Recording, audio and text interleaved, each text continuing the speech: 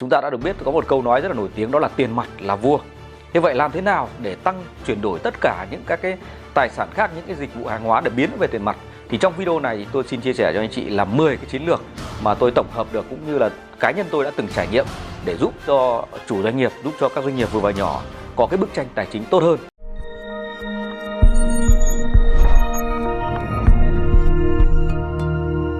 Chào mừng bạn quay trở lại với channel của Phạm Thành Biên. Ở trong cái channel của tôi thì đây là cái chuỗi video chia sẻ các kiến thức liên quan đến quản trị doanh nghiệp, quản trị phát triển các cái dự án khởi nghiệp, và nội dung chủ đạo của ngày hôm nay là liên quan đến về quản trị dòng tiền. Các bạn biết rằng bây giờ hiện tại thời điểm ghi hình của video này thì đang diễn ra cái khủng hoảng liên quan đến dịch bệnh và làm cho ảnh hưởng rất là nặng đến các cái doanh nghiệp của chúng ta trên toàn cầu, không chỉ là doanh nghiệp Việt Nam. Đặc biệt ở trên địa bàn Hà Nội thì quan sát của tôi thấy là rất là nhiều các cái cửa hàng đã phải đóng cửa, nhiều doanh nghiệp đã phải tạm cho nhân sự của mình nghỉ làm việc tại nhà. Đấy là một cái tổn thất rất là lớn. Thế vậy là làm thế nào, có cái giải pháp nào để giúp cho chúng ta có thể là chủ doanh nghiệp có thể đi xuyên qua được cái mùa dịch này không? Thì trong video ngày hôm nay thì tôi xin chia sẻ với anh chị là có 10 cái chiến lược để giúp cho chúng ta quản trị được cái dòng tiền của doanh nghiệp vừa và nhỏ được tốt hơn, được tích cực hơn. Như chúng ta đã biết rằng là cái tham số lợi nhuận ở trong doanh nghiệp chúng ta thì bằng doanh thu trừ đi chi phí để ra phần lợi nhuận. Thế vậy là cái lợi nhuận rất là tốt rồi, nhưng mà làm thế nào để chúng ta phải biến nó thành tiền mặt ở trong tài khoản của doanh nghiệp của anh chị? Đấy thì chúng ta đã được biết có một câu nói rất là nổi tiếng, đó là tiền mặt là vua. Thế vậy làm thế nào để tăng chuyển đổi tất cả những các cái tài sản khác, những cái dịch vụ hàng hóa để biến nó về tiền mặt? Thì trong video này thì tôi xin chia sẻ cho anh chị là 10 cái chiến lược mà tôi tổng hợp được cũng như là cá nhân tôi đã từng trải nghiệm để giúp cho chủ doanh nghiệp, giúp cho các doanh nghiệp vừa và nhỏ có cái bức tranh tài chính tốt hơn, đi được qua cái mùa dịch khủng hoảng này. Cái chiến lược đầu tiên mà tôi muốn nhắc đến ở đây là nếu như doanh nghiệp của anh chị mà đã có đủ điều kiện được một tổ chức tài chính hoặc một công ty tài chính hoặc một ngân hàng nào đó mà cấp cho anh chị một cái hạn mức, thì ngay lập tức anh chị phải biến cái hạn mức đó về thành tiền mặt ở tài khoản trong ngân hàng của anh chị. Đó, cái này rất là quan trọng nhé, bởi vì là không ai biết được cái khủng hoảng này nó diễn ra bao lâu và mức độ nó ảnh hưởng đến như thế nào nữa. Cho nên nếu như mà chúng ta có một cái hạn mức thì ngay lập tức phải biến nó ngay thành tiền mặt, bởi vì có thể cái tổ chức tài chính đó, công ty tài chính đó hoặc ngân hàng đó nó thay đổi chính sách thì làm cho cái hạn mức của anh chị không còn tác dụng nữa, thì lúc đấy rất là nguy hiểm. Chính vì vậy là bước đầu tiên là nếu có hạn mức, biến nó tất cả nó thành tiền mặt ở tài khoản tiền mặt của chúng ta. Cái chiến lược số 2 là như chúng ta được biết là để mà tăng được cái lợi nhuận lên thì buộc chúng ta phải cắt giảm cái chi phí xuống. Đặc biệt ở mùa dịch này thì cái doanh thu đã rất là giảm rồi, thì buộc chúng ta phải điều tiết lại các cái dòng ra, là đặc biệt là các cái chi phí. Mà chi phí ở đây ở cái thời điểm bây giờ là cái chi phí đang gánh nặng nhất đối với doanh nghiệp, nó gồm có hai thứ. Một là chi phí thuê mặt bằng. Đấy, cái chi phí thuê mặt bằng thì anh chị phải làm thế nào đàm phán với chủ nhà, đàm phán với lại các cơ quan cho thuê, đơn vị cho thuê, làm thế nào để cùng hai bên cùng chia sẻ cái khó khăn này. Nếu như mà doanh nghiệp mà chết thì chủ nhà cũng tèo, đúng không ạ? Cho nên là chúng ta là chủ doanh nghiệp thì chúng ta phải đàm phán với lại chủ nhà, có thể là giãn thời gian trả tiền mặt bằng, hoặc là giảm phần trăm cho thuê xuống, giảm 30%, 40%, hoặc thậm chí có những đơn vị là giảm 50%. Và có một vài chủ doanh nghiệp bạn bè của tôi là có thể đàm phán được, họ có thể đàm phán được là cả tháng 3 này là chủ nhà không thu tiền nhà. Đấy là những cái hỗ trợ từ chủ nhà rất là tuyệt vời. Ở chiến lược số 3 thì chúng ta tiếp tục cắt giảm những cái chi phí khác của doanh nghiệp. Và trong cái chi phí của doanh nghiệp lớn nhất hiện tại thời điểm bây giờ đó là cái chi phí trả lương nhân viên. Thì ở trong các cái chi phí khác nữa thì cái chi phí trả lương nhân viên là một trong cái nguồn chi phí cứng hàng tháng mà tôi đã cho rằng đây là một cái nguồn gánh rất là nặng đối với các chủ doanh nghiệp. Thế vậy tại cái thời điểm bây giờ thì là chủ doanh nghiệp thì phải đàm phán với lại các cán bộ cấp trung, các cán bộ quản lý và các cấp trong đơn vị của mình là phải chung lưng đấu cật để cùng bắt tay nhau vượt qua khủng hoảng. Thế vậy là anh sống thì các em mới tồn tại được, đúng không ạ? Cho nên là chúng ta sẽ phải có những cái bài toán, ví dụ như là giảm thời gian làm thứ bảy chủ nhật, mà một tuần chúng ta sẽ làm 4-5 ngày thôi. Và thứ hai nữa là trước kia là lương là từng này thì bây giờ giảm xuống còn từng này, để cho tiết giảm cái đầu ra của doanh nghiệp đi, để cho chúng ta có cái bài toán trụ được đi qua mùa này đã. Rồi, ví dụ như là cái chi phí, những cái chi phí trước kia liên quan, ví dụ chi phí tiếp khách thì bây giờ là hạn chế hội họp đi, theo cái quy định của chính phủ là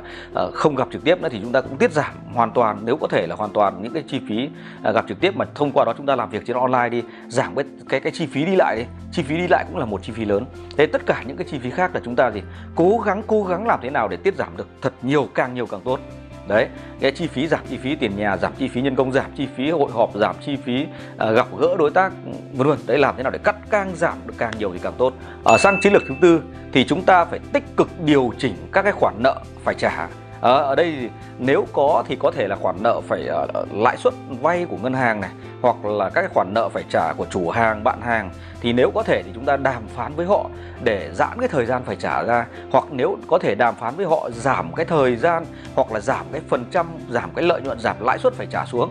Đó là những cái mà chúng ta hoàn toàn có thể đàm phán được, để làm thế nào vẫn ở trong cái khuôn khổ quy định của pháp lý, mà vẫn ở trong cái khuôn khổ của đạo đức, điều chỉnh giảm các cái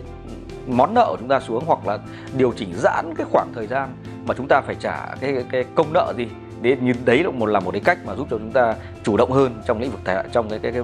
dòng tiền của doanh nghiệp của chúng ta. Cái thứ năm là ở đây chúng ta phải tăng thu lên. Đấy, thì là bằng cách nào đấy chúng ta sẽ phải tăng được cái nguồn thu lên, thu từ nợ, công nợ phải đòi. Đấy, công nợ phải đòi, hoặc là thu những cái nợ đến hạn, làm thế nào đó bằng cái chiến lược, bằng giải pháp nào đó, là chúng ta cố gắng tập trung tối đa là chúng ta phải thu những cái công nợ đấy về càng nhanh càng tốt, bằng mọi cách. Đấy, thậm chí đôi khi chúng ta còn phải cắt giảm cả cái phần lợi nhuận, một phần lợi nhuận, để anh em bạn hàng cùng với nhau cùng có thể sống được qua cái mùa dịch này. Đấy, bằng cách nào đó, bằng đa dạng đi, để chúng ta có thể làm biến nó thu được về tiền mặt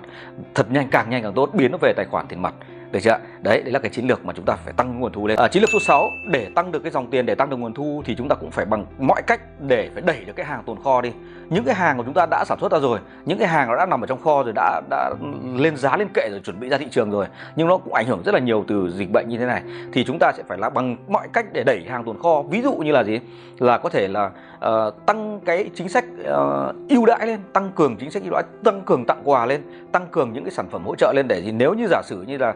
anh chị mua là tổng đơn hàng là 1 tỷ thì anh chị được chiết khấu là thế này, anh chị tổng mua đơn hàng là 2 tỷ thì anh chị được chiết khấu là như này, tặng kèm thêm cái quả này, tặng thêm kèm cái quà tặng kia, thì như thế giúp cho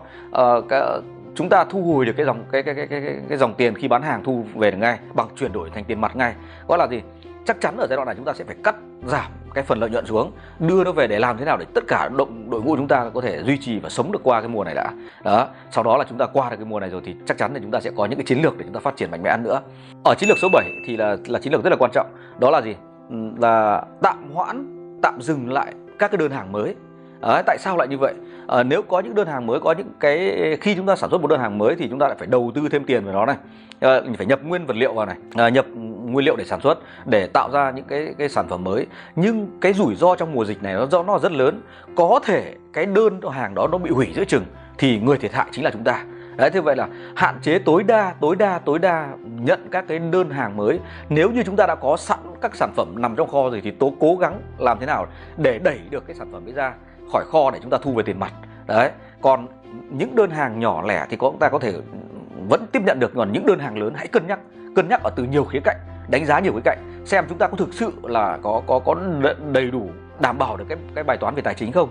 Biết đâu chúng ta đang thực hiện được 2/3 quãng đường, hoặc 1/3, 1/5 quãng đường, 1/2 quãng đường rồi, 2/3 quãng đường rồi, đối tác bên kia nó có trục trặc gì đấy về mặt tài chính của họ và họ hủy đơn thì chúng ta là một tổn thất rất là lớn. Đấy là cái chiến lược mà chúng ta hãy cân nhắc thật kỹ trước khi ký một cái đơn hàng mới với số lượng lớn. Ở chiến lược số 8 là chúng ta sẽ tìm xem, xác định xem tất cả những cái tài sản nào có thể bán được là chúng ta chuyển đổi nó thành tiền mặt. Đấy, ví dụ như là các cái sở hữu trí tuệ này, ví dụ như là các cái tài sản về tài chính, các sản phẩm tài chính, hoặc là các cái phần vốn của chúng ta góp vào các cái đơn vị khác, mà nếu mà chuyển hóa được thành tiền mặt là lời khuyên chân tình của tôi là biến tất cả những thứ đó về tiền mặt, bán tất cả những cái gì mà có thể để biến nó về tiền mặt. Thì khi chúng ta có lượng tiền mặt ở trong tài khoản ngân hàng của chúng ta thì kết thúc cái mùa dịch này chúng ta có rất nhiều cơ hội để chúng ta có thể tăng trưởng trở lại, đột phá doanh thu trở lại. Đấy là cái mà rất lưu ý nhé. Ở chiến lược số 9 thì chúng ta sẽ cân nhắc xem làm thế nào để đàm phán được giảm được các cái khoản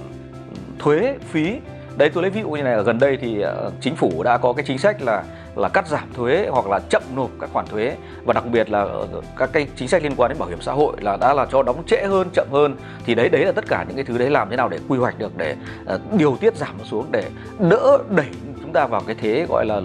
áp lực lớn ở trong cái mùa này. Ở cái mùa này thì doanh thu đã sụt giảm rất là nhiều rồi, và cái áp lực đầu ra phải chi ra mà nhiều nữa thì thực sự là bài toán rất là khó. Thế vậy làm thế nào để tiết kiệm tối đa các cái thuế phải nộp, giảm tất cả những cái phần phí phải nộp xuống để giúp chúng ta có bức tranh tài chính ngon hơn. Và cái chiến lược số 10, anh chị hãy nhớ điều này, ở thời điểm này là lúc mà hơn bất kỳ lúc nào hết là chúng ta phải liên quân lại với nhau. Đấy, liên kết lại với nhau và thông qua các cái cộng đồng doanh nhân, các cái tổ chức doanh nhân, các cái hiệp hội doanh nhân, để làm thế nào để có thể là sử dụng sức mạnh của nhau để bán chéo sản phẩm cho nhau, cho khách hàng của nhau. Sản phẩm của tôi có thể bán vào tập khách hàng của anh, và sản phẩm của anh có thể bán vào tập khách hàng của tôi. Và làm như vậy có thể là như chúng tôi đang ở đây, chúng tôi đang tham gia một cái tổ chức là BNI toàn cầu, là tổ chức kết nối các doanh nhân trên toàn cầu. Thì ở trong đó chúng tôi có trao cơ hội kinh doanh cho nhau và chúng tôi gặp gỡ nhau hàng tuần, thì đấy cũng là một cách. Thế vậy là nếu như trước đây anh chị đang chưa quan tâm đến những cái tổ chức này, thì đây là cái thời điểm hơn bao giờ hết anh chị cần phải kết nối với các chủ doanh nghiệp, kết nối với các tổ chức, các bạn hàng, các cái đồng đội chúng ta, để chúng ta liên quân lại với nhau để chúng ta có thể đi qua được cái mùa dịch này. Đây là 10 điều anh chị nhé, 10 điều mà chúng ta sẽ quản trị cái bức tranh, quản trị cái dòng tiền ở trong doanh nghiệp của chúng ta chặt chẽ hơn, tốt hơn. Làm thế nào để chúng ta